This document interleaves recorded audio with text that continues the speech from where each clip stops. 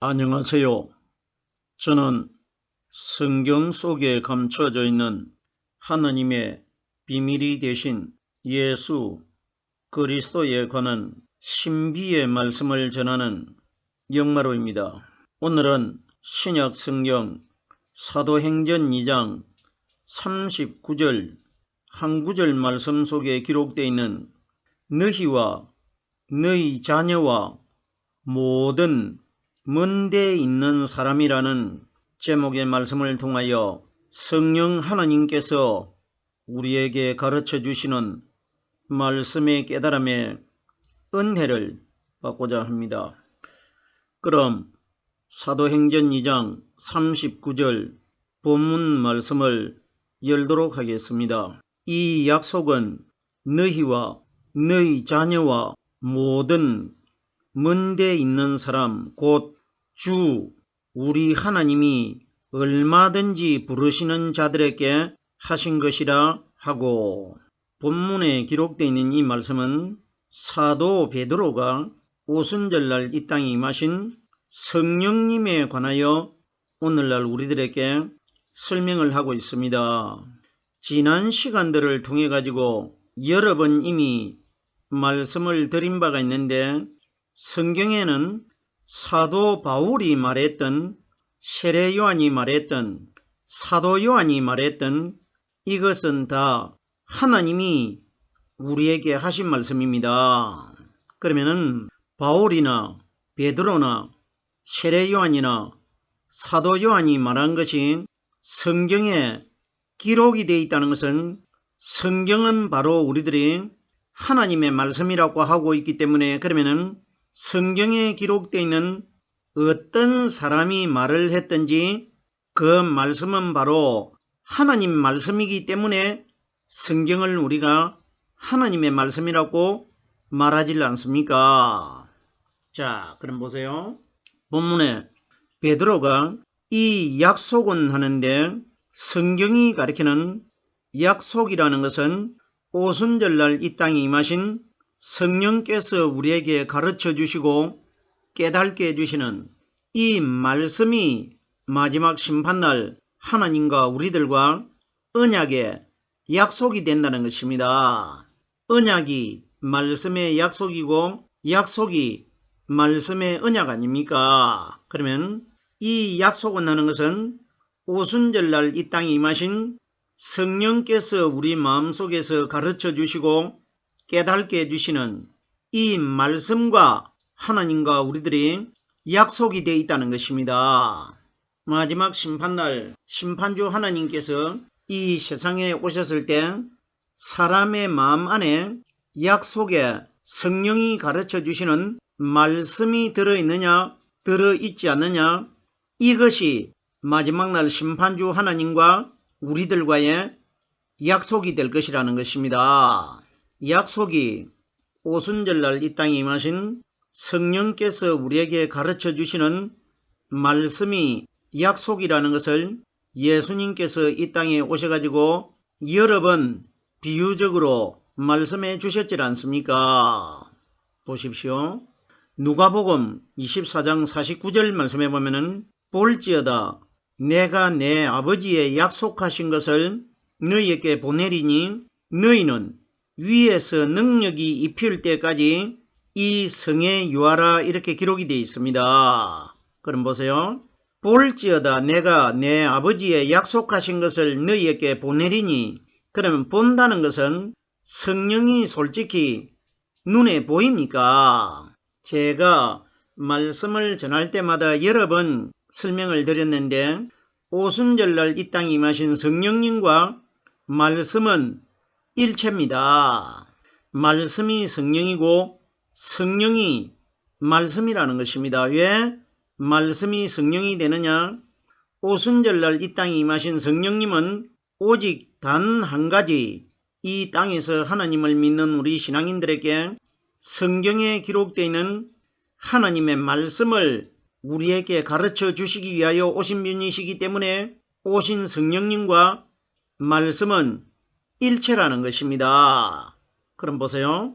볼지어다 내가 내 아버지의 약속하신 것을 너희에게 보내리니, 본다는 것은 제자 120명이 오순절날 성령이 제자들 마음 안에 들어오시니까 그 시로부터 성경에 기록되어 있는 이 말씀이 영적으로 깨달아지기 시작하는데, 깨달아지는 말씀의 그 주체가 누구냐? 이 땅에 계셨던 하나님이신 예수 그리스도로 깨달아진다는 것입니다. 그러면은 예수님은 이 세상에 계시지 않는데 이 세상에 남겨져 있는 이 말씀을 통해 가지고 이 땅에 오신 예수님을 눈에 보는 것처럼 선명하게 깨달아질 것이라, 이걸 볼지어다 이렇게 기록된 겁니다. 그러면 오늘날 말씀을 통해서 하나님을 보고 있는 사람들이 어떤 사람들이냐?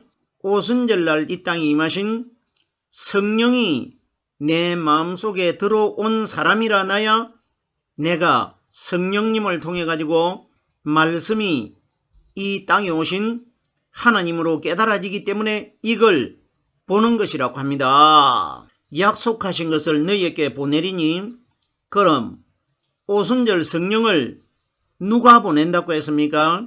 내가 보낸다고 기록이 되어 있습니다. 내가 너희에게 보내리니 이렇게 기록되어 있습니다. 그러면 오순절날 이 땅에 임하신 성령님이 바로 이 땅에 오신 하나님이신 예수 그리스도. 그러면 새벽에 여자들이 무덤 입구에 찾아왔을 때 무덤 입구에 형상이 번개같이 빛나는 사람이 있었는데 그분이 바로 영적인 하나님 아니십니까? 그러면 그분이 하늘나라로 들어가셔가지고 눈에 보이는 영적인 신령한 하나님의 몸은 마지막 세상을 심판하시기 위하여 하늘나라에 앉아 계시고, 그 안에 들어있는 영만 오순절날 이 땅에 오셔가지고 안에 들어있는 분이 오셔야 우리 안에도 들어오실 수가 있지 않습니까?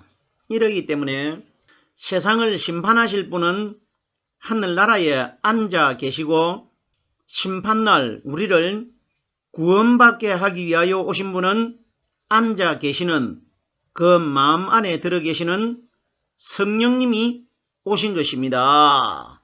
본문의 약속이 오순절날 이 땅에 임하신 성령께서 우리에게 가르쳐 주시고 깨닫게 해주시는 이 말씀을 심판날 너희와 내가 약속이 될 것이라, 이걸 말씀하신 것입니다. 계속해서 약속에 관하여 한 곳을 더 참고를 해보겠습니다.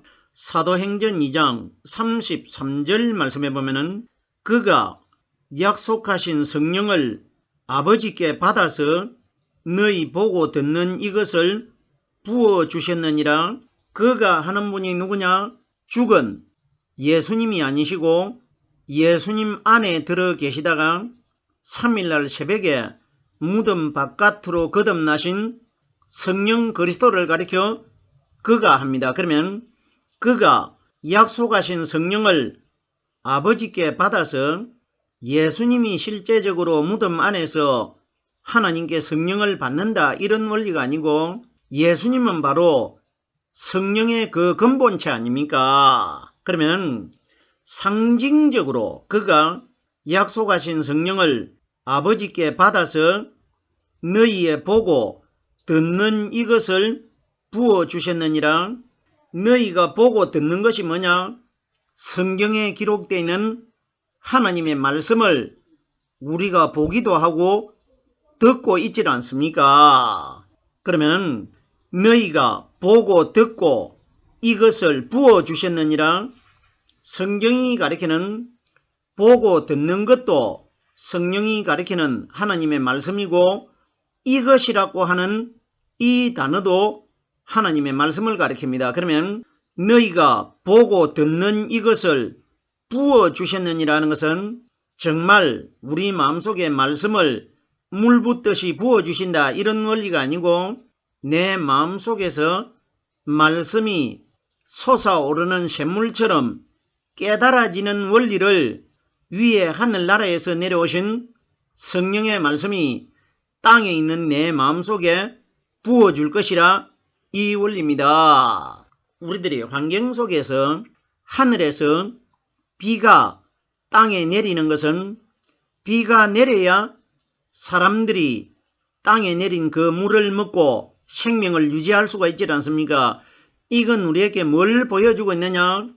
성경이 가리키는 비와 물은 오순절날 이 땅에 임하신 성령께서 우리에게 가르쳐 주시고 깨닫게 해주시는 말씀을 비와 물로 비유한 겁니다. 그러면 비와 물이 하늘에서 물과 비는 일체입니다. 비가 땅으로 떨어져 가지고 땅을 적셔주고 땅에 있는 모든 소산물이 살아납니다. 이건 우리에게 뭘 가르치느냐? 환경에서 볼 수 있듯이 위에 하늘나라에서 오순절날 이 땅으로 내려오신 생명의 말씀이 땅으로 만들어진 우리 마음속에 말씀이 물 붓듯이 부어주셔가지고 그 말씀으로 인해가지고 우리들이 마지막 날 다 소성하게 될 것이라, 이걸 미리 보여주는 사건이 우리들이 환경 속에서 볼 수 있는 비가 내리는 사건입니다. 하늘에서 비를 내려주지 않으면 너희가 살아갈 수 없듯이 오순절날 하늘나라에서 내려오신 비 같은 성령의 말씀이 땅으로 만들어진 너희 마음 안에 깨달아지지 않으면 마지막 날 너희가 영원히 살 수 있는 하늘나라에 들어가지 못할 것이라, 이걸 미리 보여주신 것 아닙니까? 본문으로 돌아오겠습니다. 너희와 너희 자녀와 너희 자녀라는 것은 자자손손 이 땅에서 마지막 세상에 심판이 임하는 그날까지 이 땅에서 사람들이 시간이 가면은 나이가 많아가지고 죽고 또 죽는 세대가 있으면은 태어나는 세대가 있기 때문에 너희와 너희 자녀와 하는 것은 너와 네 후손들과 이 원리입니다. 마지막 심판이 이 땅에 임하시기 전까지는 이 땅에 있는 인류가 계속해서 끊어지지 않고 연속적으로 태어나고 죽고 하질 않습니까? 이걸 너희와 너희 자녀와 이렇게 기록되어 있는 겁니다. 모든 먼데 사람, 너희와 너희 자녀는 성경에 기록된 대로 문맥적으로 깨달아 보면은 너희와 너희 자녀는 이스라엘 백성들을 가리킨 것입니다. 그러나 모든 먼데 사람이라는 것은 예수님이 이 땅에 오셨을 때도 구약시대, 율법시대 때이기 때문에 중동에 있는 이스라엘 백성들만 하나님이 선택한 민족이었고 그 외에 이방인들은 하나님에게 선택이 되지 않았기 때문에 오늘 본문에 모든 먼데 있는 사람이라는 것은 이스라엘 백성들 외에 이방인들 전체를 모든 먼데 사람들이라고 기록되어 있는 것입니다. 계속해서 다음 단어를 보겠습니다. 곧 주, 우리 하나님이 성경이 가리키는 주는 누구시며 하나님은 누구십니까? 그러면 곧 주, 우리 하나님이 하는데 성경이 가리키는 주라는 이 단어는 나를 주장하고 있고 나를 다스리고 나를 인도하시는 성령 그리스도를 가리켜 나의 주라고 합니다. 우리들이 이 원리 잘 깨달아야 되는데 오늘날 사람들이 성경이 가리키는 주가 누굽니까? 이렇게 물으면은 사람들이 쉽게 대답을 하지 못합니다. 왜? 구약 성경에 하나님을 가리켜 여호와 하나님을 주께서 가라사대 우리 주께서 말씀하시되 이렇게 기록되어 있는데 신약에 와서 예수님 자신을 가리켜 예수님이 자기가 주라고 말씀하셨지 않습니까? 그럼 보세요. 그러면은 주라는 이 단어가 우리의 주인이라는 뜻인데 그러면은 구약에 여호와 하나님이 우리의 주인입니까? 신약에 나타나신 예수님이 우리의 주인입니까? 이걸 물었을 때 어떻게 대답할 겁니까? 보십시오. 예수님께서 이 땅에 오셨을 때 요한복음 12장 말씀해 보면은 예수님을 따라다니는 제자들에게 너희가 나를 주라 또는 선생이라 하는데 너희 말이 옳도다. 내가 너희에게 주가 되고 선생이 된다. 이렇게 말씀해 주셨습니다.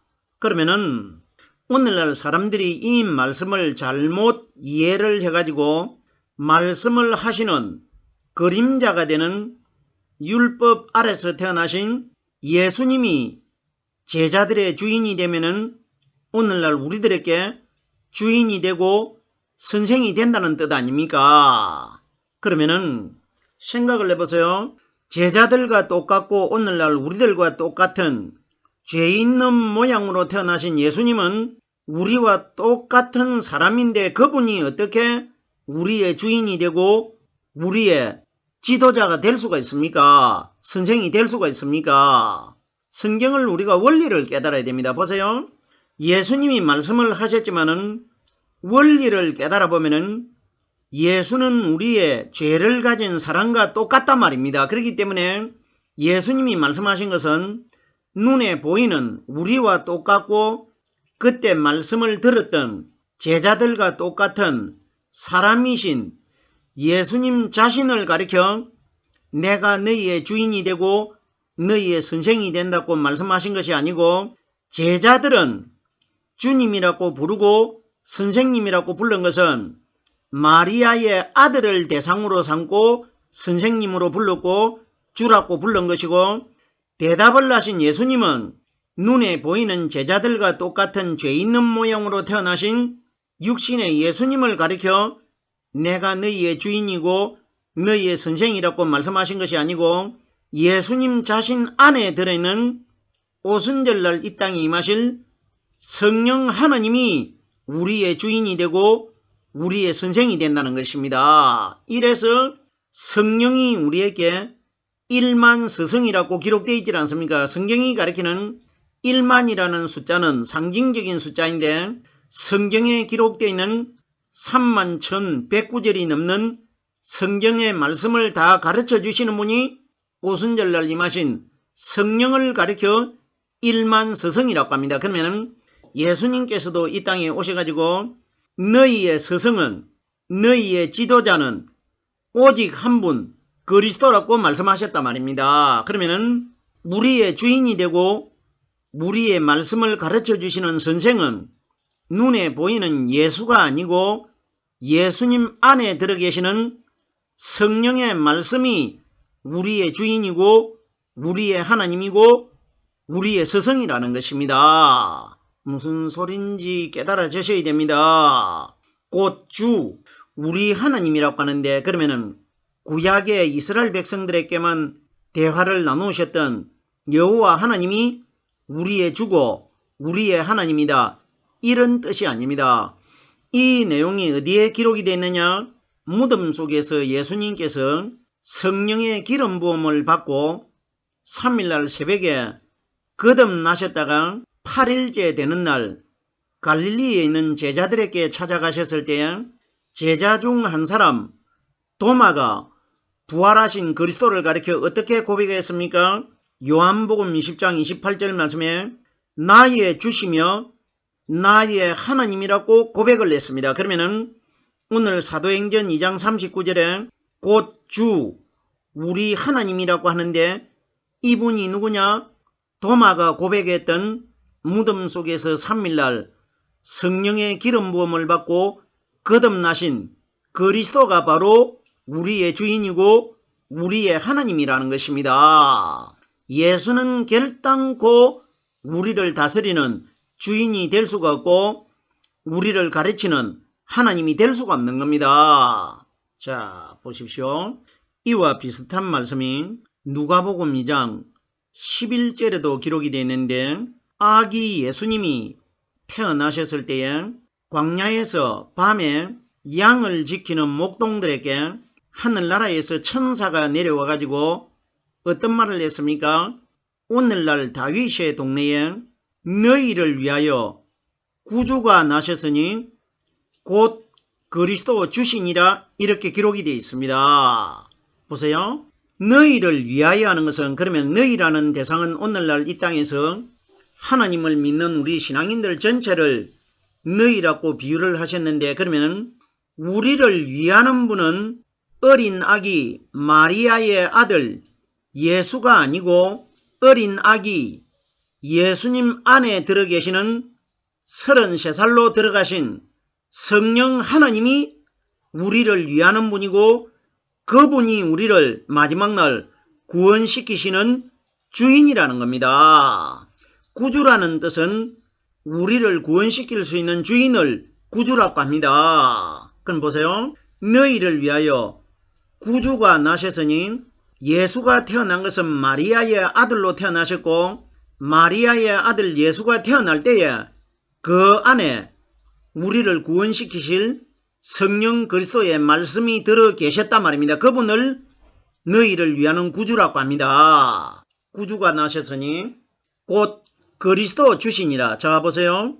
만약에 우리의 주가 마리아의 아들 예수가 우리의 주인이 된다면 곧 예수 그리스도니라 이렇게 기록되어야 되는데 예수라는 이름은 빠져버렸고 그리스도가 너희의 주인이라고 기록이 되어 있지 않습니까? 그러면 곧 주 우리 하나님이 하는데 주도 무덤 속에 부활하신 성령 그리스도이고 하나님도 예수님 마음 안에 들어 계셨던 성령 그리스도를 하나님이라고 하지 않습니까? 예수님께서 이 땅에 오셔가지고 요한복음에 보면은 내 마음 안에는 하나님 아버지께서 나와 함께 하시느니라 이 말씀을 많이 해주셨지 않습니까? 곧 주 우리 하나님이 얼마든지 부르시는 자들에게 얼마든지라는 것은 이 세상에 이스라엘 백성들이나 우리 이방인들 중에서 누구든지 오순절날 120명에게 임하신 성령이 가르쳐 주시는 말씀만 우리 마음 안에 들어 계시면은 하나님이 나를 부르신 것이 됩니다. 이걸 얼마든지 부르시는 자들에게 이렇게 기록되어 있는데 예수님께서 이 땅에 오셨을 때 어떤 말씀을 하셨습니까?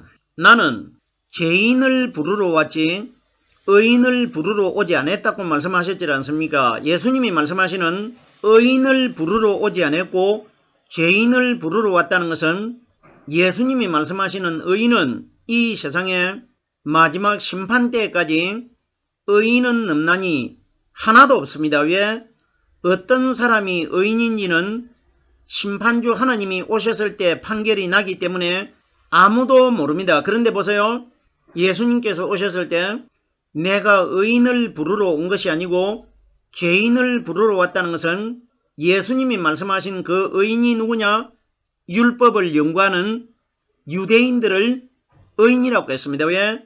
유대인들이 자기들 입으로 자기들은 의인이 되신 율법의 하나님을 믿고 있다고 자랑을 했기 때문에 예수님이 유대인들을 가리켜 상징적으로 저들은 율법을 의로운 것으로 알고 믿음으로 믿고 있기 때문에 예수님이 그들을 빗대어서 의인이라고 이렇게 말해준 겁니다.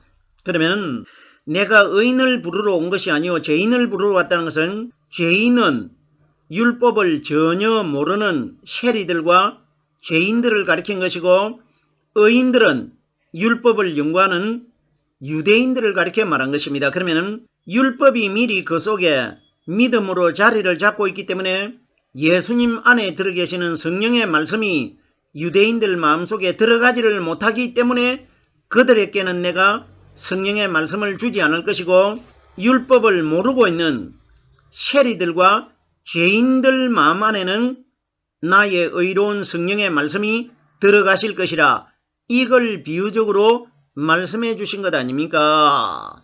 부르시는 자들이 누굽니까? 율법을 모르는 자들에게만 하나님이 들어오십니다. 하나님이 들어오신 것이 우리를 부르신 것입니다. 이 말씀이 로마서 9장 24절 말씀에 이 그릇은 우리니 곧 유대인 중에서 뿐만 아니라 이방인 중에서 부르신 자니라 성경이 가리키는 그릇이 뭐냐? 사람을 그릇으로 비유한 겁니다. 그러면 부르신 자가 누굽니까? 말씀 깨닫고 있는 사람들을 이방인과 이스라엘 백성들 중에 하나님이 부르신 자로 비유하신 것입니다. 오늘 제가 사도행전 2장 39절 한 구절 말씀을 깨달아 보았습니다.